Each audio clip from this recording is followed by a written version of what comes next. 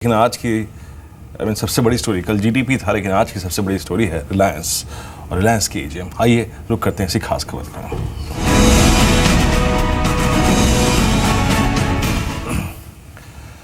इस एजीएम में हमने पहले भी सुना है मुकेश अंबानी जी को, लेकिन इस बार पूरा बाजार जियो के लॉन्च को लेकर, ऑफिशियल लॉन्च को लेकर और योजनाओं को लेकर आई थिंक बारीकी से समझेगा, सोचेगा और सुनेगा इस पूरी एजीएम की स्पीच को। इसका एजेंडा क्या होगा, क्या क्या आप सुन सकते हैं, संदीप से एक बार उसका जायजा लेते हैं। संदीप, मॉर्निंग, बताइए। शुक्रिया वीरेंद्र। रिलायंस से ज़्यादा इस बार रिलायंस जियो की चर्चा इस एजीएम में देखने को मिल सकती है और माना जा रहा है कि इसका जो ऑफिशियल लॉन्च डेट है उसके ऊपर पूरे बाजार की नज़र है और इसी का अनाउंसमेंट शायद इस बार एजीएम में देखने को मिल सकता है। कल 8 कॉम्बो प्लान इस कंपनी ने लॉन्च किए थे और माना जा रहा है कि शायद जो टैरिफ प्लान है उसका अनाउंसमेंट भी आज इस कंपनी की ओर से देखने को मिल सकता है। हालांकि एक 3 महीने का फ्री ट्रायल पीरियड इस कंपनी की ओर से ऑलरेडी चल रहा है, वो खत्म होने के बाद ये जो टैरिफ प्लान्स हैं वो लागू होंगे, लेकिन शायद जो टैरिफ प्लान्स हैं उनका अनाउंसमेंट आज इस कंपनी की ओर से देखने को मिल सकता है। तो रिलायंस जियो कहीं ना कहीं लाइमलाइट में रहेगा, जहाँ पे बड़े निवेश ऑलरेडी ये कंपनी कर चुकी है। दूसरा जो बड़ा अनाउंसमेंट बाजार सुनना चाहता है वो है पेटकोक गैसिफिकेशन प्लांट को लेके, उसका जो ऑफिशियल लॉन्च डेट है उसका भी अनाउंसमेंट इस एजीएम में हो सकता है और माना जा रहा है इस पेटकोक गैसिफिकेशन प्लांट शुरू होने से जो जीआरएम से कंपनी के उसमें करीब $1 प्रति बैरल के आसपास का जो इजाफा है वो देखने को मिलेगा। और ये जो 2 मेगा प्रोजेक्ट्स हैं ये एक की अनाउंसमेंट है जिसके ऊपर बाजार मेनली फोकस कर रहा है, क्योंकि 3.25 लाख करोड़ रुपए से ज़्यादा का इन्वेस्टमेंट इन दोनों प्रोजेक्ट्स के ऊपर ही कंपनी कर चुकी है। और इसी के ऊपर अगर आप देखें जो आने वाली अर्निंग्स आउटलुक है वो कंपनी का काफ़ी हद तक निर्भर करता है। तीसरी जो बड़ी बात इसके ऊपर बाजार फोकस करेगा वो ये है कि एक नया सेगमेंट इसमें कंपनी फॉलो कर सकती है, वो है जो टैक्सी कारोबार। ओला उबर की तरह एक कंपनी सीएनजी पर चलने वाली टैक्सियों के जो कारोबार है उसका अनाउंसमेंट कर सकती है, जो कि आरएल के जो फ्यूल पंप्स हैं वहीं से सीएनजी मुहैया कराई जाएगी, जिसकी वजह से जो कॉस्ट है वो करीब ₹4 प्रति किलोमीटर आने का अनुमान है, जिसकी वजह से ओला उबर जैसी जो कंपनीज ऑलरेडी ऑपरेट करती है उनके लिए शायद एक कड़ी टक्कर कंपनी पैदा कर सकती है। तो उस लिहाज से रिलायंस जियो, पेटकोक गैसिफिकेशन और साथ ही साथ टैक्सी कारोबार, ये 3 बड़े अनाउंसमेंट है जो इस बार एजीएम में देखने को मिल सकता है। तो कई बड़े अनाउंसमेंट हो सकती हैं, लेकिन सबकी नजर रहेगी कि रिलायंस जियो को लेकर क्या कमेंट करते हैं मिस्टर अंबानी। टैरिफ प्लान्स वो क्या लेकर आते हैं, क्योंकि ऑलरेडी जो टैरिफ वॉर है वो पूरे ही टेलीकॉम सेक्टर में शुरू होगी। और इनफैक्ट वीरेंद्र, आपने एक इंटरेस्टिंग बात और सुनी जो कि कल भारतीय टेलीकॉम से स्टेटमेंट आए हैं। अब टैरिफ वॉर के बाद अब डेटा स्पीड फ्रंट पर जो फाइट है वो शुरू हो गई है। कल इनफैक्ट मिस्टर सुनील भारती मित्तल की ओर से स्टेटमेंट्स आए जिसमें उन्होंने कहा कि वो एक नई टेक्नोलॉजी डिप्लॉय कर रहे हैं जिसका नाम है कैरियर एग्रीगेशन। मुंबई और केरला में वो क्या करेंगे कि अलग अलग स्पेक्ट्रम के जो बैंड्स हैं उनको कंबाइन करेंगे ताकि एक लार्जर ब्लॉक एयरवेव्स का डेवलप हो सके, जिससे फास्टर और मोर स्टेबल 4G स्पीड आ सके। तो टैरिफ वॉर के बाद अब डेटा स्पीड वॉर भी इस स्पेस में शुरू होगी। लेकिन एक जानती दीपाली क्या होता है, अपने सर्विसेज को बेचने का एक तरीका होता है। सर्विसेज के साथ जितनी अगर आप देखें तो और आप राइटर्स जोड़ देंगे ना, डेटा सबसे फास्ट डेटा, सबसे धीमा डेटा, तो वो राइटर्स जोड़ते जा रहे हैं। बाकी देखिए जो तकनीक रिलायंस के पास है इसमें कोई दुराय नहीं है। सबसे सर्वोच्च तकनीक वो लेके आ रहे हैं, इसमें तो कोई दुराय नहीं है। अभी पहले देखते हैं आज कि ऑफिशियल लॉन्च और टैरिफ्स क्या होते हैं, प्लान्स जो है वो टैरिफ प्लान्स क्या होते हैं, क्योंकि वहीं तय होगा कि प्राइस बहुत चढ़ जाएगी कि नहीं चढ़ेगी।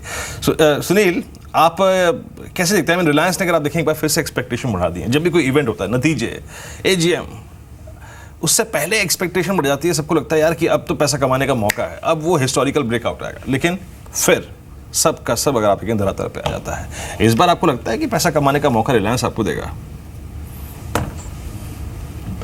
देखिए, रिलायंस इंडस्ट्री में अगर आप पास्ट में देखेंगे 3-4 साल में क्या हुआ है, कंपनी ने बहुत सारा पैसा अलग अलग सेक्टर्स में लगाया है। रिलायंस जियो में 1.5 लाख करोड़ रुपया, रिफाइनिंग की कैपेसिटी एक्सपांशन, पेटकेम में बड़ा एक्सपांशन।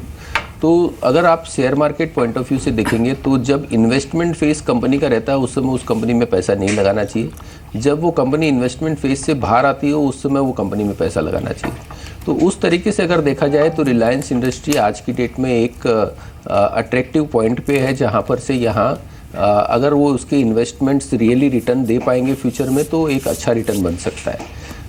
ये एक नज़रिया है। दूसरा इसमें है कि अगर टेलीकॉम सेक्टर देखेंगे तो टेलीकॉम सेक्टर स्पेसिफिक में 1.5 लाख करोड़ अगर उन्होंने पैसा लगाया तो उसका रिटर्न आने में उनको इट्स नॉट ईजी कि 1 साल में कोई रिटर्न आ जाएगा। It will take at least 2-3 year to company to break even और अपने पैसे का कुछ एक रिटर्न बनाने के लायक बन पाएंगे। तो ऑलरेडी मैच्योर मार्केट है, उस मैच्योर मार्केट में वो फाइट करने के लिए उतर रहे हैं और उसमें उनको पैसा बनाना है। तो मुझे लगता है कि आज की डेट से अगर आप देखेंगे तो 2 से 3 ईयर उनको लगेगा कि ये जो टेलीकॉम सेक्टर है वो एक रीजनेबल रिटर्न तक पहुंचने के लिए कम से कम 3 साल लगेंगे। तो ये दोनों एस्पेक्ट को अगर कंबाइन किया जाए तो नियर टर्म में मुझे नहीं लगता है कि रिलायंस में कोई बड़ा तेजी आ सकता है, बट अगर कोई 2 से 3 साल का व्यू ले तो डेफिनेटली इसमें एक अच्छा रिटर्न मिलने की उम्मीद है। बिल्कुल, लेकिन रिलायंस इंडस्ट्रीज से पूरा ही टेलीकॉम स्पेस आज लाइमलाइट में रहेगा इसी खबर के आधार पर। रिलायंस इंडस्ट्रीज पर इनफैक्ट एक खबर और भी है जो कि कल मार्केट क्लोज होते होते आई थी, और वो थी एपी शाह पैनल की रिपोर्ट। केजी बेसिन ब्लॉक्स में जो फ्लो ऑफ गैस को लेकर डिस्प्यूट था उस पर एपी शाह पैनल ने अपनी रिपोर्ट सौंपी है। लेकिन इंटरेस्टिंग एस्पेक्ट ये है कि ओएनजीसी ने आरोप लगाया था रिलायंस इंडस्ट्रीज पर कि उन्होंने केजी बेसिन में जो एडजस्टेंट गैस फील्ड्स है उसमें रिलायंस इंडस्ट्रीज ने ओएनजीसी के ब्लॉक से गैस चोरी की है। लेकिन एपी शाह पैनल ने कहा है डेफिनेटली यहाँ पर रिलायंस इंडस्ट्रीज पर अनफेयर एनरिचमेंट का आरोप लगाया है, लेकिन उन्होंने आरोप लगाया है ओएनजीसी पर भी और कहा है कि दोनों ही कंपनियों ने जो ये पूरा इशू था ये रेगुलेटर के नोटिस में वो नहीं लेकर आए हैं, और ओएनजीसी इतने सालों तक क्यों चुप रहा है इसको लेकर उसके ऑफिशियल्स पर भी क्वेश्चंस रेज किए हैं। लेकिन अच्छी डेवलपमेंट नहीं है डेफिनेटली आरआईएल पर, क्योंकि अगर सरकार इस रिपोर्ट के तहत जाती है तो पेनल्टी आरआईएल पर लग सकती है।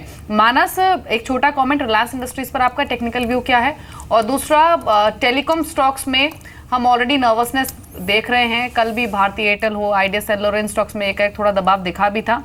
आज के लिए कोई ट्रेडिंग स्ट्रैटेजी इन पर बनाना चाहेंगे, प्रोबेबली शॉर्ट साइड पर, या फिर अवॉइड कर रहे हैं पूरे सेक्टर को?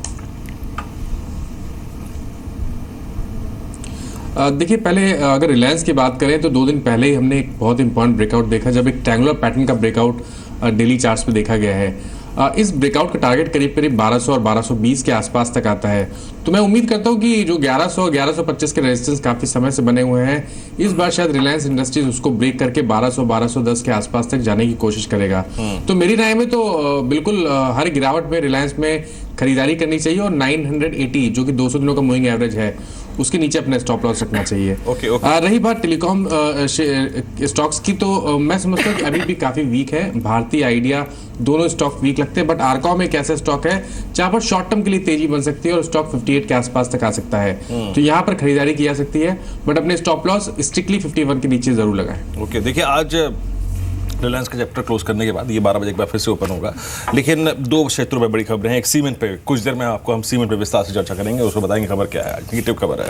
लेकिन उससे पहले ओएमसीज की अगर आप एक चंक को देख लीजिए, तो क्योंकि आपको मालूम ही होगा जो पेट्रोल के दाम है वो करीब 3 रुपये 38 पैसे प्रति लीटर, और डीजल के दाम करीब 2 रुपये 67 पैसे प्रति लीटर बढ़े हैं। एटीएफ के दाम नहीं बढ़ाए गए हैं, लेकिन जो गैस सब्सिडी वाला सिलेंडर है उसकी कीमतों में करीब 21 रुपये 62 पैसे की कटौती की गई है। लेकिन आई थिंक क्योंकि ये ट्रेडर्स का एक पैराडाइज है, ट्रेडर्स आईओसी, बीपीसीएल, एचपीसीएल में काफ़ी मुनाफा बना के बैठे हैं।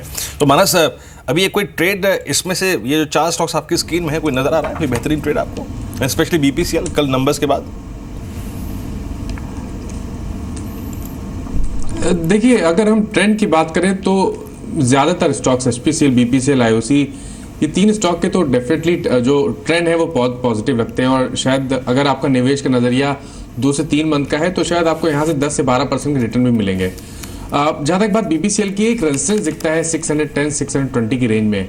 अगर ये लेवल्स ब्रेक होते हैं तब शॉर्ट टर्म के लिए आपको बाय करना है, बट अगर आपके पास ऑलरेडी लॉन्ग है तब बने रहे। 50 दिनों का मूविंग एवरेज 570 के आसपास है, उसके नीचे स्टॉप लॉस रखें। जब स्टॉक 610 के लेवल्स को ब्रेक करेगा तो मैं उम्मीद करता हूँ कि वहां से कम 50 रुपए का अपमूव तो जरूर बीपीसीएल में देखने को मिलेगा। जी, लेकिन आज एविएशन स्टॉक्स परफॉर्म कर सकते हैं, क्योंकि डीजल प्राइसेस भले ही बढ़े हों, पेट्रोल प्राइसेस में हाइक हुआ हो, लेकिन एटीएफ प्राइसेस को कम किया गया है और 1800 रुपये प्रति किलो तक की कटौती की है। तो आज इस ट्रिगर की वजह से हरे निशान में रह सकते हैं एविएशन स्टॉक्स। अभिजीत पॉल हमारे साथ मौजूद हैं। Abhijit, good morning. Aviation space से कोई स्टॉक आपको अच्छा लग रहा है, खासतौर से जेट एवेज, यहाँ पर क्या स्ट्रैटेजी है आपकी अभिजीत?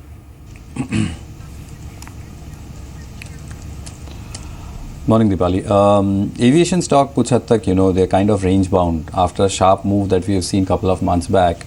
अंडरलाइन जो ट्रेंड है वो काफ़ी नॉन डायरेक्शनल है राइट नाउ, बट कुछ बिल्डअप हो सकता है. Jet is in a very tight range. इसका ब्रेकआउट आता है जब ये 557 558 के ऊपर जाता है. So we looking at a breakout about 560. काफ़ी अच्छा सपोर्ट मिल रहा है इसको काफ़ी दिनों से. Whenever it comes down close to that 530 528 525 530 zone, we have seen multiple times कि यहाँ से उसको एक बाउंस बैक मिलता है. It's in a tight range. The underline trend is flat. So we can get some trigger on the upside अगर 560 के ऊपर breakout आता है. It will be more of a short term trade rather than a medium to long term position. इस बीच आप देखिए कल की तो लिस्टिंग आप भूल ही नहीं पाएंगे. क्या शानदार लिस्टिंग थी और RBL बैंक ने तहलका मचा दिया और ये प्रूव कर दिया कि बॉस जो वाइब्रेंसी जो है बरकरार है प्राइमरी मार्केट में वो बरकरार रहेगी अभी, उसमें कोई दिक्कत नहीं है. मैरिल लिंच और नमूरा ने कंपनी के शेयर खरीदे हैं और ब्लॉक डील के जरिए अगर आप देखें बल्क डील के जरिए माफ़ कीजिएगा लगभग 23 लाख शेयर खरीदे. करीब 292 रुपये 68 पैसे के भाव पर ये शेयर हुआ है. तो ये लिस्टिंग ये डील हुई है. तो आप याद रखिए इस प्राइस पर भी ये इशू प्राइस के वर्सेस कहाँ पे था कल, और आप देखिए कमिटमेंट इंस्टीट्यूशंस ने शो किया है. तो प्लीज़ अगर आप लिस्टिंग गेम के लिए नहीं आए थे तो थोड़ा सा यहाँ पर धैर्य रखिए. बाकी एक दो स्टॉक्स और देख लेते हैं. श्रेय इंफ्रा, यहाँ पर कंपनी की अहम बोर्ड बैठक आज है और पावर में अधिग्रहण को लेकर फैसला संभव है. कल मैंने आपको एक स्टॉक दिया था ना DSPC, वो इसी खबर से संबंधित है. कल हमारा टुडेज डेट था, वो क्या शानदार मूव इसने कर दिया. ऑलमोस्ट 37 की ट्रैजेक्टरी में जाके बंद हुआ. लेकिन मैं इससे पहले स्टॉक्स टू वॉच के जो क्रम चल रहा है उसको थोड़ा सा रोक कर एक बार मैं जी एंटरटेनमेंट पर जाऊँगा. कल जी एंटरटेनमेंट भी एक बहुत बड़ी स्टोरी थी. कल इसने अपनी ट्रेडिंग करियर का इस दौर का एक नया हाई छुआ और अपने स्पोर्ट्स वेंचर को इन्होंने अगर आप देखें बेच दिया.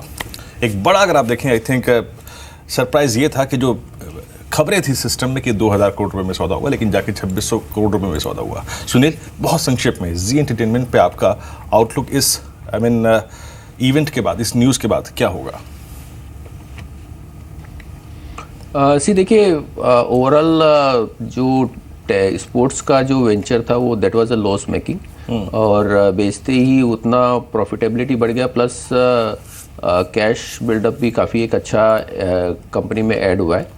इसके अलावा जो अगर उसका कोर बिजनेस देखेंगे तो कोर बिजनेस ने कंसिस्टेंटली अगर आप लास्ट 3-4 क्वार्टर देखेंगे तो जो मार्केट एक्सपेक्टेशन थी उसको आउट परफॉर्म कर रहा है.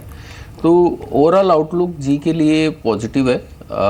मुझे लगता है कि उसका जो मार्केट डोमिनेंस पोजीशन है वो कंटिन्यूसली स्ट्रांग होते जा रहा है और मार्केट शेयर गेन हो रहा है. तो मुझे लगता है कि किसी के पास में अगर ये शेयर है तो उसे होल्ड करना चाहिए और अगर लॉन्ग टर्म पर्सपेक्टिव है तो परचेज भी कर सकते हैं. जी.